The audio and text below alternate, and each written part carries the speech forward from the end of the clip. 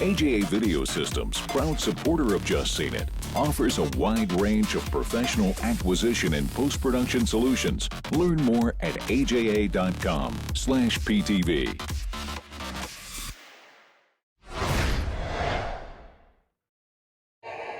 This new documentary looks at the Egyptian Revolution. The violent uprising took down a dictator. So we follow protesters in their fight for freedom in the square.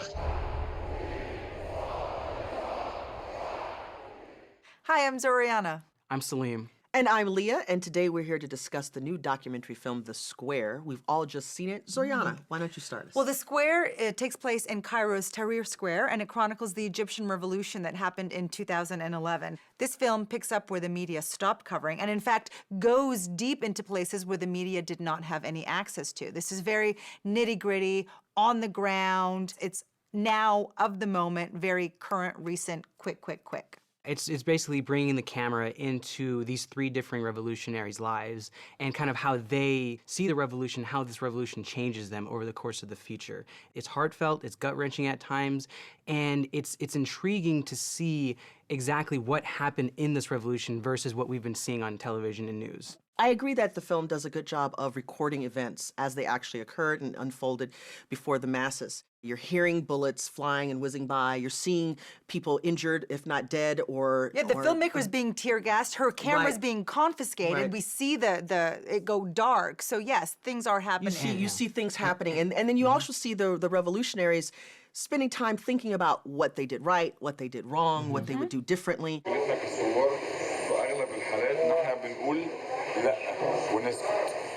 وما بنطرحش بدايل. السياسة غير الثورة. فأنت لو هتخش في السياسة في حاجات بتضطر إن أنت تضحي بيها. وهي دي إحنا مش شاطرين فيها أبداً. إحنا فاشلين فيها تماماً. إحنا مش شاطرين فيها أبداً. Documentary films still need to tell a story. And for me, I felt like there was no narrative center. I felt like it lacked focus. And for me, it really felt like a bunch of real-time footage that was strung together over a timeline. I thought it was only going to be about the revolution up until the end of Mubarak, and which would have had a clear beginning, middle, and end. But the fact that it's taken us all the way through up until the revolution now, it's a little bit disjointed because the revolution is a bit disjointed. But here's what you need to know. There's interesting backstory to this film.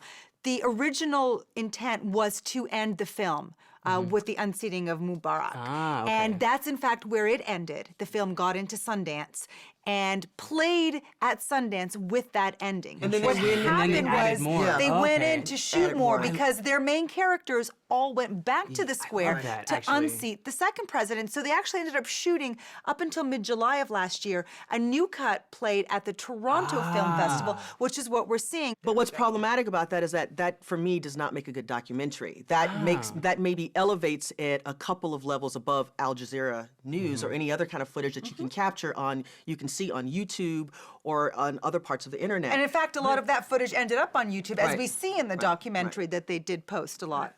I'm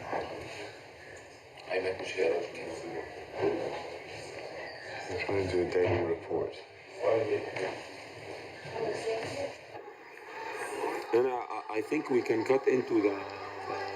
Okay, I'll put it into the timeline.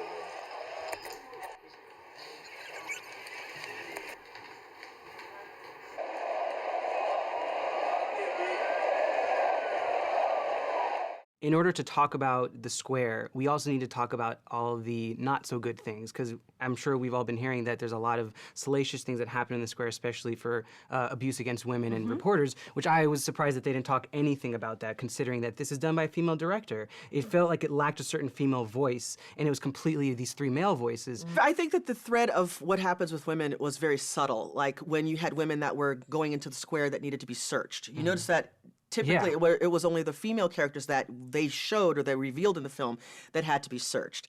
Jehane Noujaim, the filmmaker, she actually flew to Cairo, like hit the ground running, but all her equipment was confiscated at the airport. So all she was left with was this Canon 5D camera that they let her bring in because it looked like a photography camera. So that's what she had to work with. And Ahmed actually provided a quarter of the footage that ended up being in the documentary because she relied on others. From cell phones and other things, okay. So that's how the whole technical aspect of the documentary came about. you know, frequently documentary filmmakers have to find their story in the editing room, right? When they look at all the footage and they go, okay, where's the thread? What's the story? And unfortunately, I didn't feel a build. I didn't feel tension. I didn't feel climax. I saw a bunch of outbreaks and violence and upheaval, but where's the story in that? And as a filmmaker, you still have to assemble your footage in such a way that it holds our wonder, it holds our attention, it is entertaining in that sense. For me, the end of it is the fact that Egypt now is has a revolutionary mentality. No matter what, anytime something is going awry that they don't like, they're gonna revolt. And I think that's probably the most important part of this film, is that is what Egypt is now. The square takes you into the thick of things so that you not only understand the Egyptian revolution, but you feel it as well. See it. The square provides some terrific insight into recent Egyptian turmoil, just a couple of notches above the best internet news. I say stream it.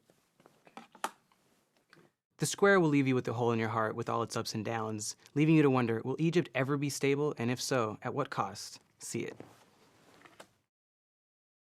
Well, our votes add up to 2.5 tickets, so that is a see it for the square. All right, cheers. Cheers. All right. To freedom. So is there? There is, yeah. How'd you hear that? Big ears.